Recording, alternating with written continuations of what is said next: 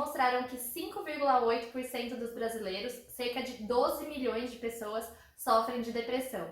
E a ansiedade, a gente está liderando o ranking mundial com 9,3% dos brasileiros com ansiedade. Cerca de 19,4 milhões de pessoas. Então, é realmente um assunto que precisa ser falado, porque, né?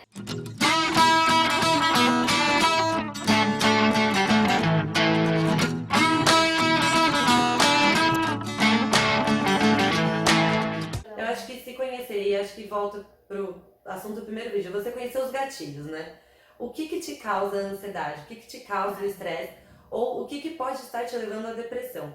É claro que se você já estiver numa fase, né, mais... É muito complexo, né? Envolve muita coisa. É importante procurar por ajuda mesmo, mas acho que se conhecer e você saber o que tá te trazendo isso, né? Quais são os gatilhos, o porquê você está passando por essa fase, porque querendo ou não, a gente chega em uma fase que a gente foi construindo ao longo do tempo. Por mais que as coisas não estivessem saindo do jeito que a gente queria ou planejou e por isso a gente tá da forma como a gente tá hoje, cabe a nós entender. Porque ninguém vai estar passando pelo que a gente tá passando. Exatamente. Então, às vezes a gente deixa na mão dos outros, né? Que é um conselho dos outros, mas as respostas ainda estão dentro da gente. Por mais difíceis que elas estejam de ser acessadas, assim, tá lá, né? Sim. A gente tem que conhecer o nosso caminho, a gente tem que se entender. E eu falo muito prédio, eu sei que até é uma frase meio pesada de se dizer, mas eu precisava passar pela minha fase de depressão e ansiedade para chegar onde eu tô hoje.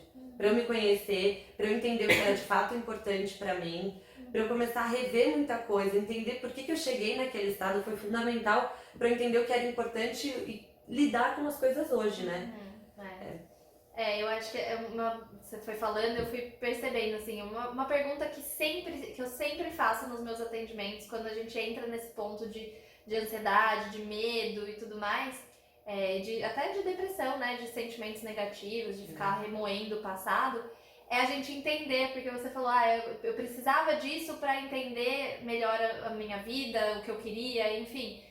Se você pudesse ver esses sentimentos que você está sentindo como um grande amigo ou como um grande professor, pode ser que seja o professor mais carrasco, o professor mais estranho, o professor mais, enfim, né, mais deturpado possível, o que ele estaria aí para te ensinar? Porque quando a gente entende esses aprendizados, a gente se dá a oportunidade de escolher um novo professor, um novo caminho. Né? Não preciso tanto mais desse professor da ansiedade, da depressão, do estresse, para aprender que eu posso ter um momento para mim, para me entender, para me acolher, para estar comigo mesma e não só fazendo o que o outro quer que eu faça.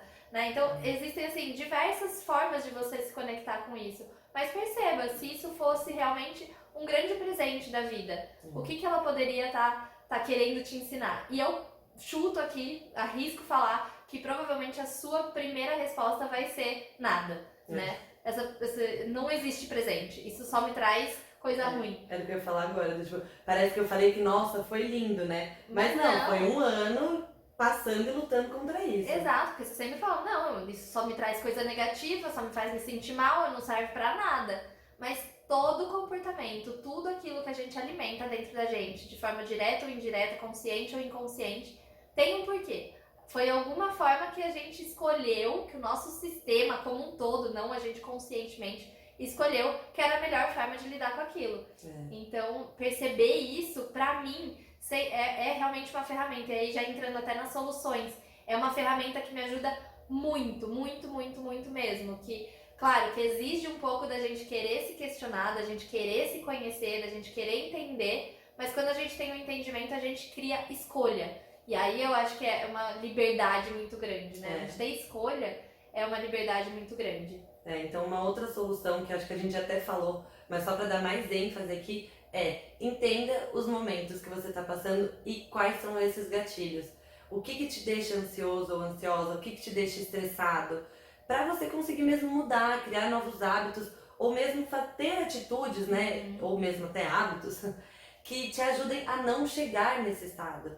Porque uma vez que a gente já tá nele, se você estiver nele, você sabe muito bem o que eu tô falando, é muito mais difícil da gente sair ou saber lidar. né? É um trabalho de formiguinha que a gente vai trabalhando ali ao longo do tempo.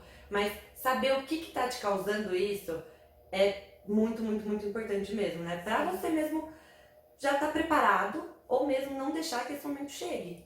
Eu acho que outra coisa que é muito legal e que pra mim funcionou muito é começar a entender, fazer realmente uma retrospectiva. Então tá, depois que eu passei desse momento de ansiedade, começar a entender o que aconteceu antes de eu chegar nesse ponto de explodir tudo, né? O que aconteceu antes, e antes, e antes, e antes de eu pensar isso, e antes de eu sentir isso, e fazendo realmente uma volta no tempo, até entender de onde realmente começou isso. Quais os tipos de pensamento que eu alimento, normalmente nada vai dar certo, só fiz a escolha errada, porque daí já vem o chicote, né? A gente vai se criticando mil coisas, e aí isso eu acho que serve tanto para estresse, quanto para depressão, quanto para ansiedade, né? Porque são episódios, muitas vezes, começam com episódios, até chegar num momento crônico em que você realmente não consegue sair dali. Mas no momento em que você não está nesse ponto, é realmente entender o que aconteceu antes, qual que é o tipo de pensamento que eu tô alimentando e que eu posso trocar. Porque aí você presta atenção quando você tem,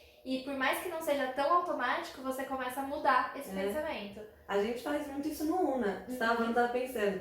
A gente já passou, acho que 1 ano atrás mais ou menos, no final do ano também, um super estresse, de um monte de coisa pra fazer, uma sobrecarga de trabalho, emocionalmente, né? Estávamos abaladas emocionalmente, com muita coisa, muitos projetos.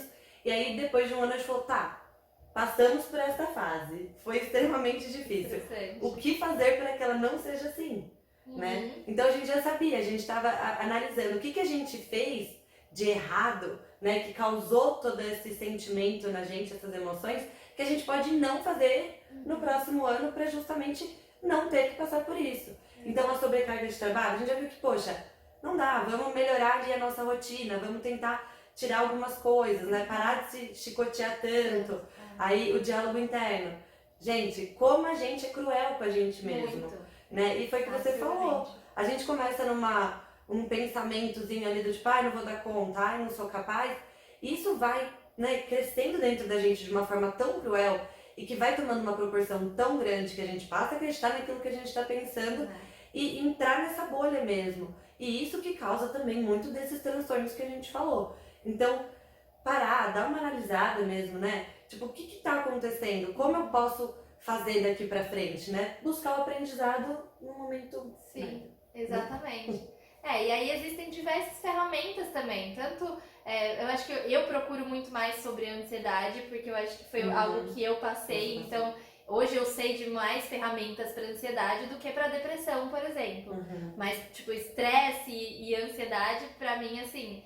São coisas que estão muito relacionadas também com a depressão e que tem muitas vezes que você consegue usar uma ferramenta de uma coisa para outra. Mas o importante, né, que eu acho que é importante dizer aqui, para você sair, por exemplo, de um estado depressivo, que é um estado que eles chamam de baixa ativação, de baixa energia, né?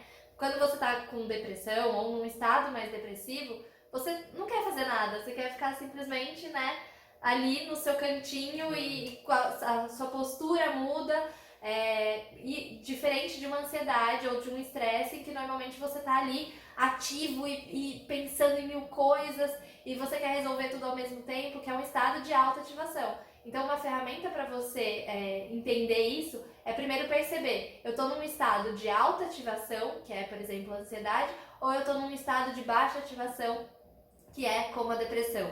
E aí, a partir disso, você trazer atividades que sejam o contrário. Então, por exemplo, um relaxamento, ele funciona muito bem, e isso já é comprovado pela ciência, que faz muito bem para um estado de ansiedade. Porque você está num estado de alta ativação, você traz algo de baixa ativação para que isso seja compensado. Agora, o relaxamento ele não é tão eficaz para depressão, porque você já está num estado de baixa ativação e você traz outra atividade de baixa ativação. Então é muito mais eficaz você sair para conversar com alguém, você ir para uma academia, você fazer alguma atividade física, algo que te mova, que te traga movimento, é muito mais eficaz nesse caso. Eu usei, passei pelos dois, né? Eu vou falar uma ferramenta que eu usei, que não necessariamente vai dar certo para todo mundo, mas é o que a gente sempre fala, teste.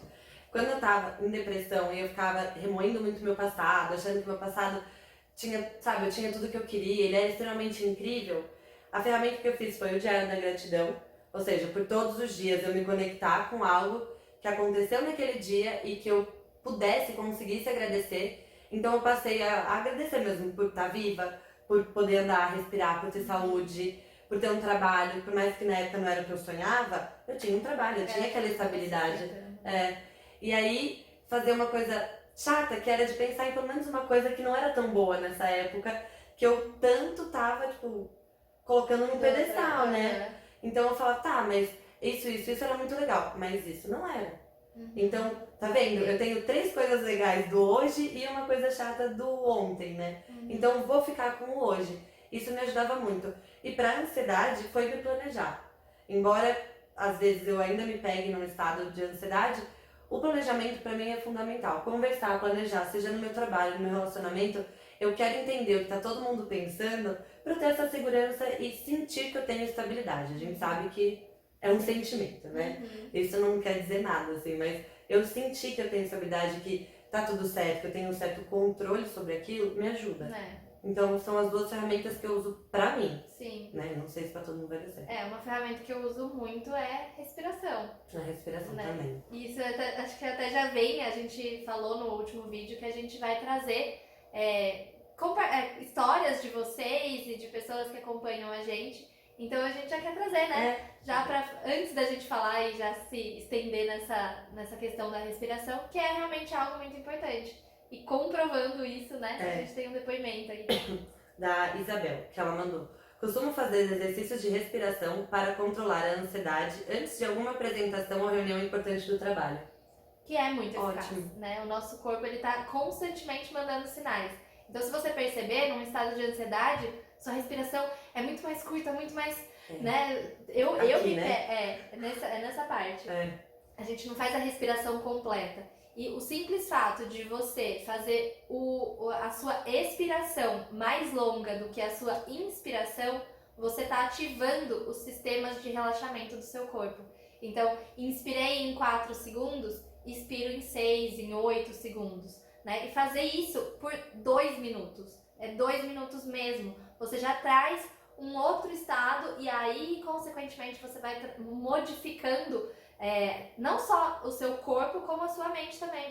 Vai clareando um pouco as ideias, vai voltando para o momento presente. Né? E isso é super, super relevante, super comprovado também, que funciona mesmo.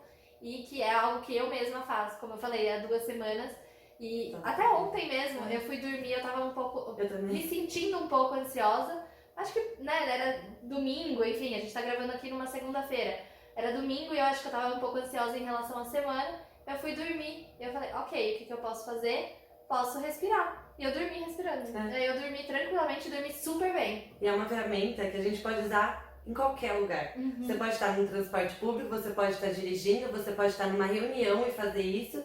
E não só no trabalho, mas se você precisa chegar nesse estado, né, relaxar mesmo, e você identificou, né, que está na ansiedade ou no estresse, precisa chegar nesse estado de relaxamento, você pode fazer, pode ser uma briga com o seu namorado. Você vai se concentrando na sua respiração, vai trazendo esse momento pra você, e você vai sentir os benefícios, né, como se for comprovado, e testem, que você com certeza vai sentir a diferença no seu corpo. Bom, e a gente recebeu outras perguntas sobre esse assunto. Como a gente falou, é um assunto super intenso, extenso e importante de ser falado, mas a gente ficaria aqui muitas horas falando mesmo. Então, vamos parar por aqui. Mas tem muito conteúdo no nosso blog, então já acessa. Se você quer saber sobre isso, já procura lá, que com certeza tem assunto para ser falado. Então a gente vai ficando por aqui nesse episódio 2, mas não perca na próxima semana que a gente vai falar sobre relacionamentos. Então, de novo, se inscreve aqui no canal para não perder nada e deixa o seu like também no vídeo.